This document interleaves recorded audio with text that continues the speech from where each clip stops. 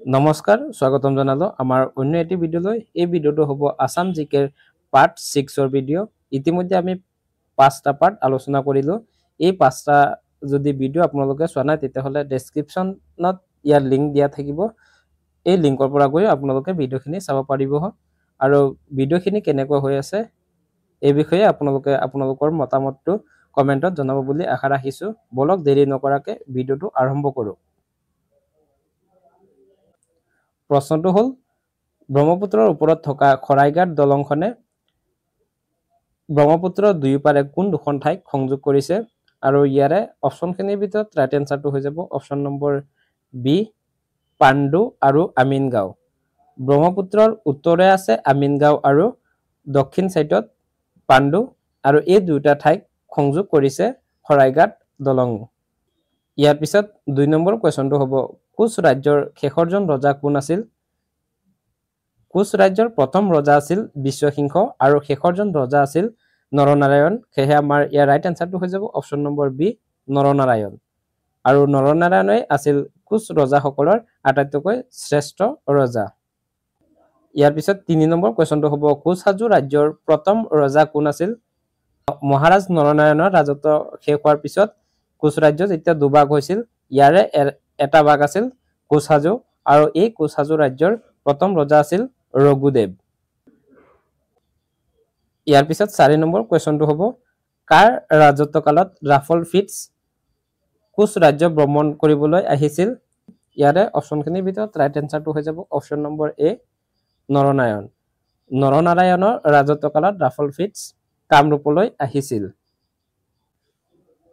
ইয়াৰ পিছত 5 নম্বৰ কোৱেশ্চনটো হ'ব গোহাই কমল আলী কোনে নিৰ্মাণ কৰিছিল ইয়াৰে 4টা অপচনৰ ভিতৰত ৰাইট এনসাৰটো হৈ যাব অপচন নম্বৰ বি গোহাই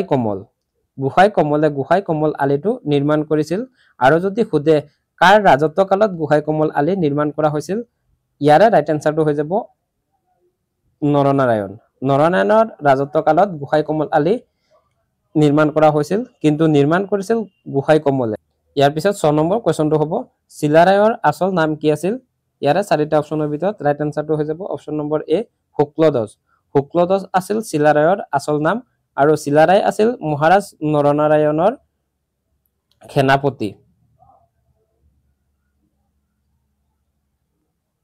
ইয়াৰ পিছত 7 নম্বৰ কোৱেশ্চনটো হ'ব কমতা ৰাজ্যৰ শেষৰজন ৰজা কোন আছিল ইয়াৰে অপচনখিনিৰ ভিতৰত ৰাইট এনসাৰটো হৈ যাব অপচন নম্বৰ বি নীলাম্বৰ আছিল কমতা ৰাজ্যৰ শেষৰজন ৰজা ইয়াৰ পিছত 8 নম্বৰ কোৱেশ্চনটো হ'ব আহোমসকলৰ শেষৰখন ৰাজধানী ক'ত আছিল ইয়াৰে 4টা অপচন আছে অপচনখিনিৰ ভিতৰত ৰাইট এনসাৰটো হৈ যাব অপচন নম্বৰ এ যোৰহাটত আছিল আহোমসকলৰ শেষৰখন ৰাজধানী আৰু এই ৰাজধানীখন স্থাপন কৰিছিল গৌৰীনাথ সিংহই আহোমসকলৰ প্ৰথম ৰাজধানী আছিল চৰাইদেউত আৰু চৰাইদেউত ৰাজধানী স্থাপন কৰিছিল চুকাফাই চৰাইদেউত ৰাজধানী স্থাপন কৰিছিল ইয়াৰ পিছত 9 নম্বৰ কোৱেশ্চনটো হ'ব আহোমসকলৰ শেষৰখন ৰাজধানী যোৰহাটত কোনে স্থাপন কৰিছিল ইয়াত শেষৰখন ৰাজধানী বুলি কৈছে সেয়ে ইয়াৰ ৰাইট এনসাৰটো হৈ যাব অপচন নম্বৰ বি গৌৰীনাথ সিংহই 1794 চনত যোৰহাটত আহোমসকলৰ শেষৰখন ৰাজধানী স্থাপন কৰিছিল চুকাফাই আহোমসকলৰ প্ৰথম ৰাজধানী চৰাইদেউত স্থাপন কৰিছিল ইয়াৰ পিছত 10 নম্বৰ কোৱেশ্চনটো হ'ব নামঘোষা পুথিখন কোনে ৰচনা কৰিছিল নামঘোষা পুথিখন ৰচনা কৰিছিল মাধৱদেৱে সেয়ে ইয়াৰ আমাৰ ৰাইট এনসাৰটো হৈ যাব অপচন নম্বৰ এ মাধৱদেৱে নামঘোষা পুথিখন ৰচনা কৰিছিল আৰু এই নামঘোষা পুথিখনতে 1000টা গুহা থকাৰ বাবে ইয়াক হেজাৰী গুহা বুলিও জনা যায় ইয়াৰ পিছত 11 নম্বৰ কোৱেশ্চনটো হ'ব অসমৰ লগত কোন দুখন বিদেশী ৰাষ্ট্ৰৰ সীমা লাগিছে ইয়াত বিদেশী ৰাষ্ট্ৰ বুলি কৈছে আৰু সেই দুখন ৰাষ্ট্ৰ হ'ব ভূটান আৰু বাংলাদেশ সেয়ে আমাৰ ইয়াৰ ৰাইট এনসাৰটো হৈ যাব অপচন নম্বৰ সি ভূটান আৰু বাংলাদেশ আকৌ এই বাংলাদেশৰ লগত অসমৰ সীমা দুবাৰকৈ লাগিছে ইয়াৰ পিছত 12 নম্বৰ কোৱেশ্চনটো হ'ব মৌচুমী বতৰত বিশেষকৈ অসমত কিহৰ খেতি কৰা হয় ইয়াৰে অপচনখিনিৰ ভিতৰত ৰাইট এনসাৰটো হৈ যাব অপচন নম্বৰ সি খালি ধানৰ খেতি মৌচুমী বতৰত অসমত বিশেষকৈ শালি ধানৰ খেতি কৰা হয়। ইয়াৰ পিছত 13 নম্বৰ কুৱেশ্যনটো হ'ব BTADৰ কিমান চনত গঠন হৈছিল? BTADৰ সম্পূৰ্ণ অৰ্থ হ'ল বড়োলেণ্ড টেৰিটৰিয়েল এৰিয়া ডিষ্ট্ৰিক্ট আৰু এই BTAD গঠন হৈছিল 2003 চনত। সেয়ে আমাৰ ইয়াৰ ৰাইট এনসাৰটো হৈ যাব অপচন নম্বৰ এ 2003 চনত। ইয়াৰ পিছত 14 নম্বৰ কুৱেশ্যনটো হ'ব অসমৰ ভ্ৰাম্যমান থিয়েটাৰৰ জনক কোন আছিল? এই কুৱেশ্যনটো যোৱা বছৰ SI এক্সামত আহিছিল আৰু এই কুৱেশ্যনটোৰ ৰাইট এনসাৰটো হৈ যাব option number b Achyut Lahkar. Achyut Lahkar আছিল অসমৰ ভ্ৰাম্যমান থিয়েটাৰৰ জনক। ইয়াৰ পিছত 15 নম্বৰ কুৱেশ্যনটো হ'ব অসমৰ চিৰিয়াখানাৰ প্ৰতিষ্ঠাপক কোন আছিল? অৰ্থাৎ আসাম জুৰ প্ৰতিষ্ঠাপক কোন আছিল? আৰু ইয়াৰে ৰাইট এনসাৰটো হৈ যাব option number b Ratnakanta Tahsildar. Ratnakanta Tahsildar আছিল আসাম জুৰ অৰ্থাৎ অসমৰ চিৰিয়াখানাৰ প্ৰতিষ্ঠাপক।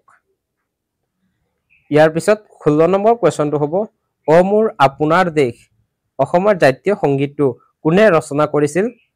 অসমৰ জাতীয় সংগীতটো ৰচনা কৰিছিল লক্ষ্মীনাথ বেজবৰুৱাই। সেয়ে আমাৰ ইয়াৰ ৰাইট এনসাৰটো হৈ যাব option number d Lakshminath Bezbaroa. Lakshminath বেজবৰুৱাই কলিকতাত এই অসমৰ জাতীয় সংগীতটো ৰচনা কৰিছিল।